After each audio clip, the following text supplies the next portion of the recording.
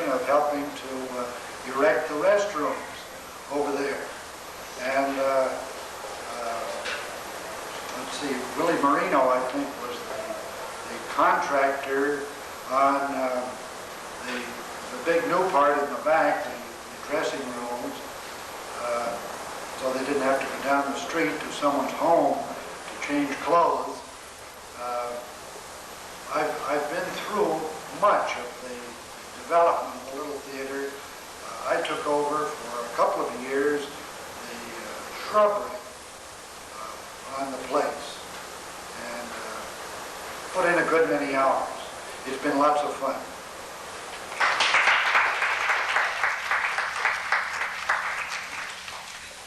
Would someone else like to come up? Dolly, would you like to come say something as president of the Symphony?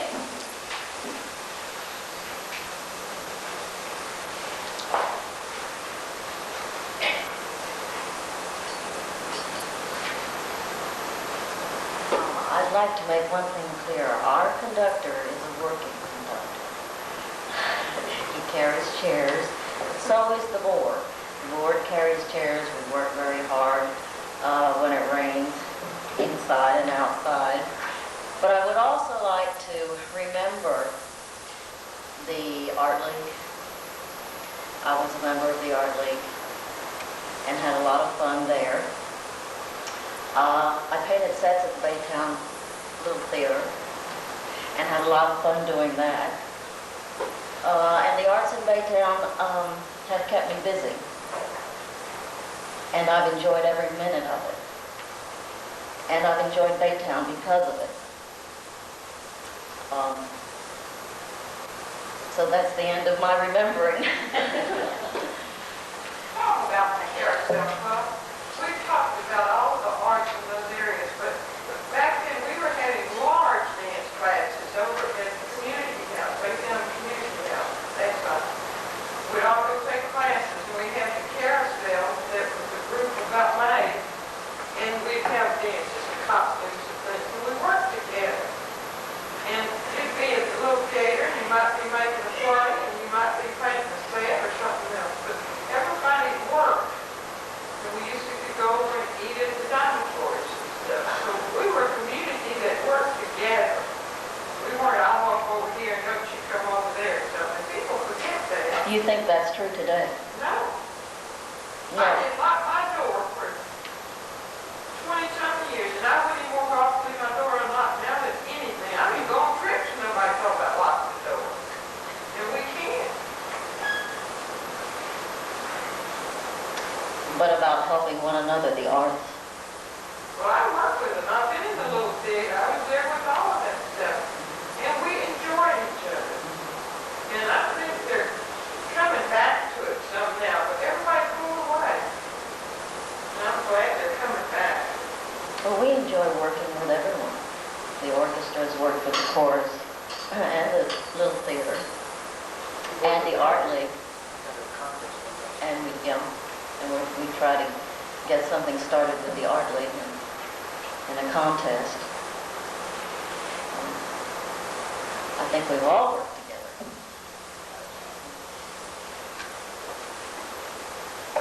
Jim, when I first came, y'all were all so excited about getting real theater chairs, and I can't, you got them. Where'd you get those real theater chairs? Ones we have now? Yeah. Oh, they're new. They were purchased, they were... The first ones came from LaPorte, didn't they? First ones, Okay. First ones That yes, was they came from the old Port Theater. They put in new chairs, new seats, and they had these for sale. We bought them for $2 each, and we spent a weekend scraping gum off the bottom. There used to be burlap up there for curtains, too, to get in and out of the door. Yes, We had a pole in the middle too. We got rid of that. Yes. That came up this weekend about the pole that was in the middle of the stage, and the director would rack their brains trying to think, what will it be this time, a tree or there's a totem pole once, all these different things. Would anybody else like to come up and add some?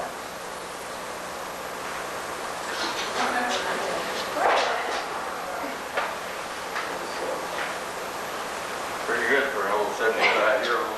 I've had my nostalgia stirred tonight. Plenty. In 1939, when I brought my bride down here to take my place in Humboldt's ranks, 39? Right. I had just a couple of years previously in Houston, had a little orchestra going, Wally Hunt and the Big Apple Orchestra. Remember the Big Apple? We do those different things like that. It lasted about 6 months while we tried our best to get it on its feet, and then it fell flat. So I hauled down here with me some of my leftovers, about 100 orchestrations of popular music for that period, and about 15 orchestra fronts with some pretty chrome curved fronts on them. Well, we didn't have use for those in our garage behind our apartment. So I gave my fronts to Mr. Banuelos, Dr. Banuelos, to use in his orchestra. And I gave my music to Tony Campos, who had a little local dance band here in Baytown at that time. And then when the Humboldt Company shut down the community house, I got carried away at their auction and bought a few things that I probably shouldn't have. And if any of y'all are nostalgic about those big 4 birds that were hanging in the parlor, come have a cup of coffee with us and refresh your memory. They're hanging in our house. I also ended up with a whole bunch of lots of draperies. We salvaged and utilized a lot of those throughout our family for a long time, but I didn't have a bit of use for those stage draperies and the hardware that carried the traverse equipment. So I donated that to the little theater. And later on I got to serve with Dave here on his board, and got acquainted with a real fine lady named Lena Johnson, who was, I guess, our #1 patron of the arts here in Baytown. Enjoyed all of these things. Oh, and we signed up with your arts thing that was here, and one of the nice things about it was we had floating privileges. We not only got to enjoy the several shows that came to Baytown, but we also participate on the same ticket in shows that go in Galveston or Houston, attended several of those. So we really appreciate it for our whole family, what all you people have done, because we had a part in every one of them.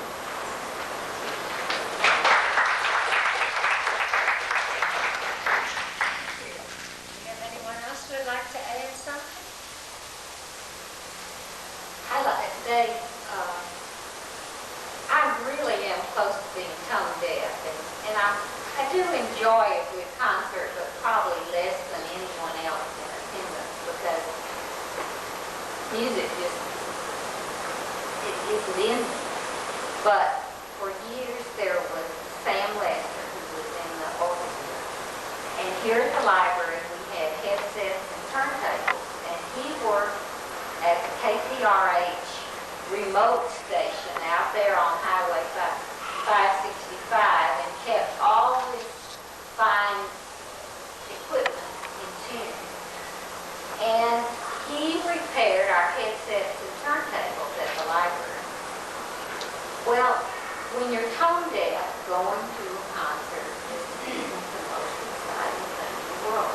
But for years, I went to all your concerts because Sam Lester would say, "All right, are you going to be at that concert tonight?" And I was afraid that he stopped repairing our headsets and turntables. Well, I did not show up at that concert, and so boy, there I was, and I'd sit real close to the front so Sam would know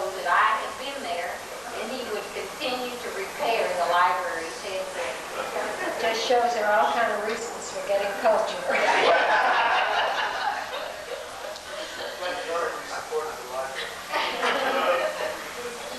Well, I want to thank all of you for coming. It was the most interesting program. And let me have a commercial for next month, because we're going to have Lee College on Tuesday, September the 16th. So please, all of you come back.